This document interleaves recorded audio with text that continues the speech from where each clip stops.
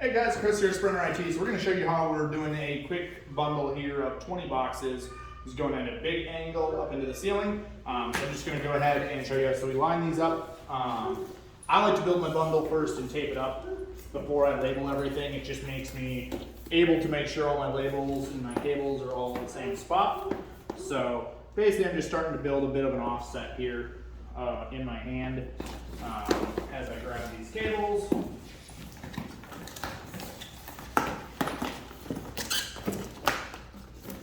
Kind of have them all at a little bit different lengths. That way, as I build this, it kind of creates a bit of a cone, if you will. These two, perfect. This is all cut off at the end of the day, so it really doesn't matter. It's just trying to create a nice offset.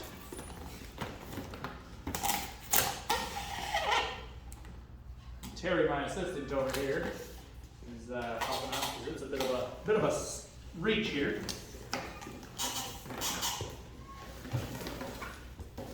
I like to pull as many cables as I can once, always from the field to the rack, because it allows you to pick other boxes along the way, be a lot more efficient. When cable lengths are different, it's a lot better than sitting there pulling one cable a lot further than the rest. So here we kind of have this cone, this fan, they're all kind of different lengths. So what I like to do is we're just going to put some tape on it right here. And we're going to just kind of tape that up a bit here. Just looking to kind of keep that as straight as possible. Just enough overlap. I don't need a mile of tape on it, but I want enough overlap. You got that fish rod, Terry? So now we're going to put the fish rod on at the same time. Always want to leave a few inches exposed because this allows you to let it trap back on your J-hook.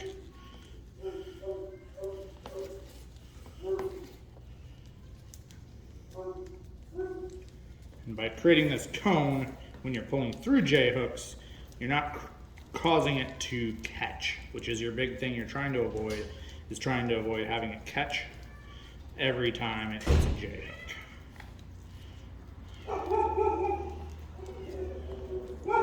And then of course, never leave a buddy hanging, always put a buddy tag on it. That way when you get back to the rack room, you can undo that, take it off, you got your button. Now, we're gonna label all of this. Terry, what's our numbers we got over there? 9 through 16. So first we'll start with our boxes, D9, 10.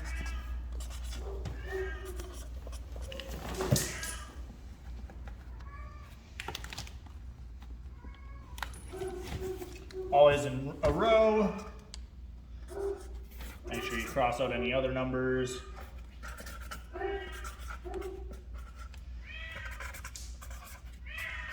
Okay. You have voice 1 and voice 4. Voice 1 through 4.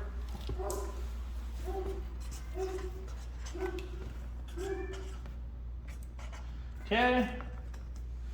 Data 17 through 20. Now we have these running on separate bundles because they're separate areas because they're going to separate locations. So this allows us a separation. D20 you said was the last one? Yep. Voice 5 and 6. Okay. The last two should be data 62, 65, and voice 16. So we're going to need more boxes still for up here, but for now we'll end with D63. So now we're going to grab our labels.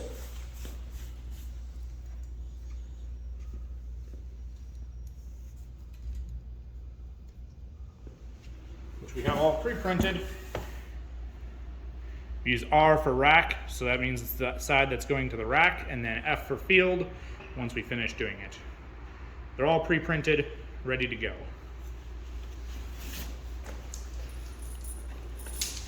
I always like doing an elbow length back.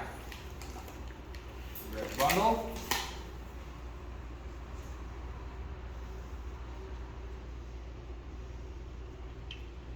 We are starting with D9.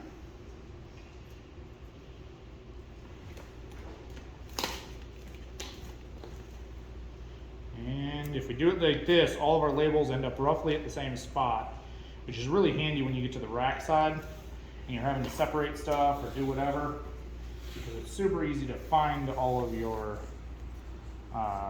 cables. Nah, it's fine, I got it.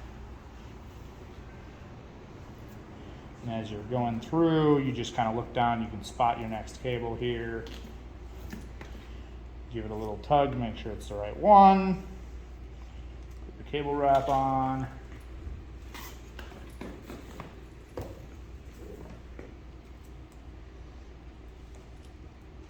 These all get cut off, so you don't have to be like crazy particular with them, but makes it easy to pull. Make sure there's no doubles.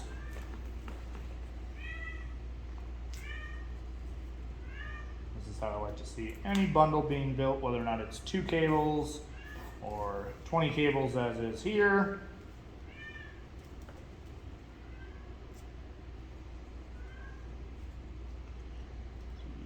Now we're going to skip over to voice 1 is our next cable here. I like to just kind of go in order because that way it just eliminates issues, you know. If you create that process and you follow it every time, it just is a lot easier to eliminate issues.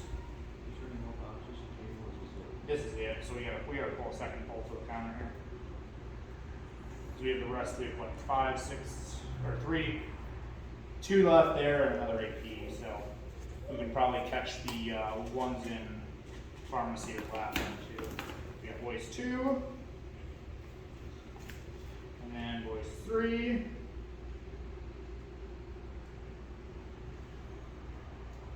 Like I said, whether or not you're doing 1 cable or 100 cables, probably not 101 bundle. I pulled 50 at a time, but much more than that's difficult. So. Voice 4.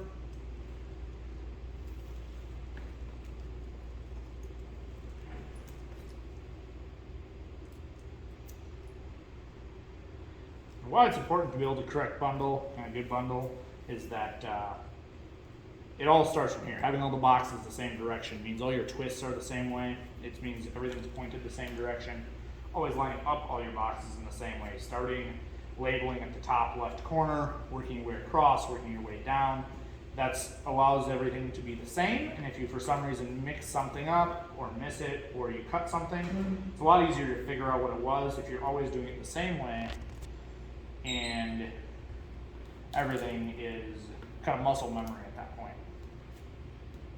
It's also the fastest, you know, you're many hours into a long day and easier to forget things, etc. So if you can make it replicatable, that is ideal. And voice 5 and 6 here.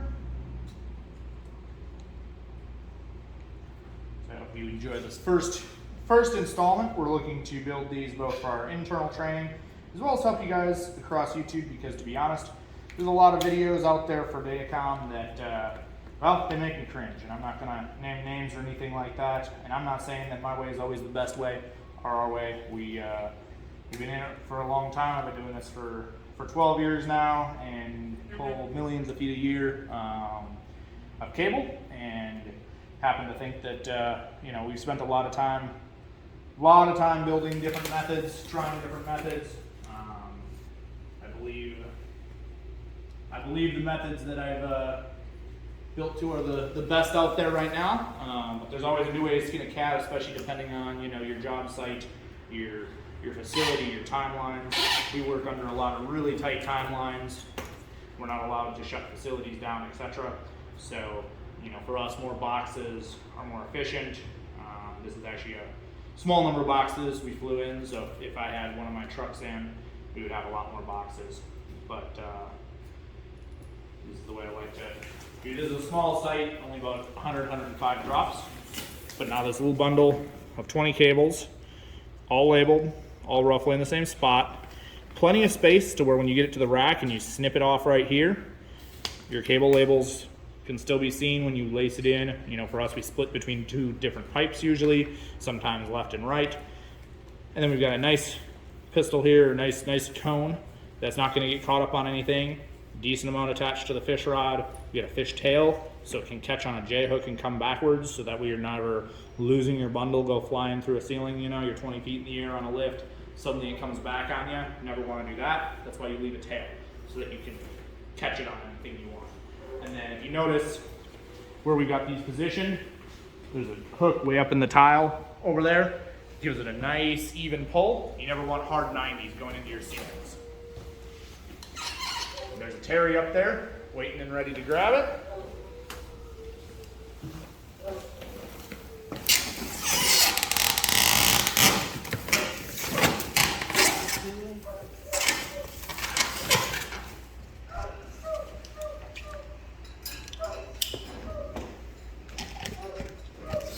Hey, my cameraman's even pulling out the knife. Look at that. Anyways, so thanks for joining us for this installment of Sprinter Datacom and how we build a bundle of wire, and hope to either work with you in the future or have you on our team. So look forward to it. Talk to you next time. All right, so we got our cable pulled, nice solid out of the ceiling here, and it's pretty much landing all in this wall. Now we do want enough to be able to do about a 6-foot service loop, and just in case they move a few things, we want to make sure we got enough. So basically my goal is usually to hit the floor plus 6 feet, which gives me more than enough. You always rather have a little extra than not enough. So we're at a bit of an angle, so we don't need to quite hit the floor in 6 feet, but right about here is right. Now 62 and 63, those actually are going to go way down there, and so they're going to get separated out. So I don't want them getting cut in this same bundle. So I've got my bundle of cable here again. Now I'm going to grab my labels. We're pretty much just going to do the exact same thing we did on the other side, which is just going to be, we're going to put our labels on, and then we're going to cut the cable. So it's really not that complicated. You know, I always say it's what we do isn't rocket science. You know, J hook spaced every 4 feet. You know, make sure you got bushings on everything. Make sure you got everything else. Like, you know, but it's a lot of like thinking through angles, thinking through, you know, if I put these boxes in there, right underneath the hook, went out the hard over, it'd be a pain in the rear to pull. We're putting it over here, makes it super easy to pull. It's all about placement. It's all about, you know, I don't know, I'm sure there was something I should have learned, geometry or something in college or high school that would have taught me that. But I use it, so stay in school, kids, and you know, learn. So, but this allows us quick, easy, able to pull a lot of cables at once, efficient, profitable. You know, especially when we're having to work with when they're closed, it's key. So again, I'm looking to put all my labels pretty much in the exact same spots. That allows me to cut my bundle all at once, and easy to find them, so that they're not all in different spots in the bundle. Super easy to find when you have to drop it down the walls. So get these labeled up here. And if you want to follow us on Instagram at Sprinter Datacom, and then of course we're on TikTok as well, Sprinter IT on there. So we are based out of Wisconsin. We do travel all over the place. Kind of keeps life interesting. We've got technicians based out of a good number of states. Our cameraman here is out of Tennessee. Terry's out of Florida. We got guys all over the country. So we are a pretty small company, but welcome to the show. If you're interested in more low voltage, you should check out Low Voltage Nation. We're original founding members there, and excellent group, excellent place to learn more about low voltage and getting better in your low voltage career. So here we are, we're getting our voice cables there. Again, got to label them all. I prefer machine labels. I know a lot of guys like Sharpie, but to me it just doesn't make sense. I'm actually going to just finish up my voice ones here real quick. Voice 5. This is just faster, easier, more accurate, very legible, because if you've done a lot with Sharpie, believe me, when you come into a site and, you know, Joey ran them last week and his Sharpie either came off or wasn't very legible, a lot of curse words fly. a lot harder to cursive label that doesn't come off. So, big fan of them, big fan. Plus the yellow on white, it really pops. Hard to go wrong, hard to miss it. You can feel the label if you're pulling through. You can feel it, which is how I usually lace my racks. I can feel that label pop. These dogs are just happening. So my apologies, folks, but you know what? This is real life. So we're not doing this in a studio, and they just miss us. So there we got all of these. And let's just double check them. Again, super easy to double check that all of our cables are labeled. And then these two, watch it, I'm gonna pull these that you're standing on in front.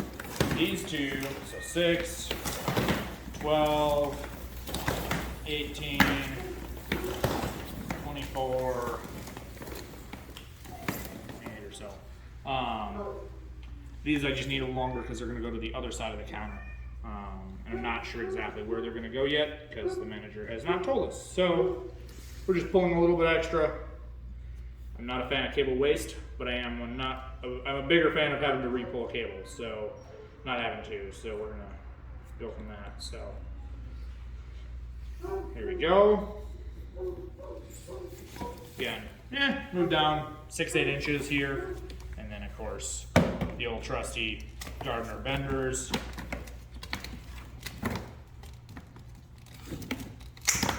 Boom, just like that. Now we can build our bundle, set it up above the ceiling, have it ready to drop tomorrow night when they close. So, thanks for tuning in, and we'll talk to you soon.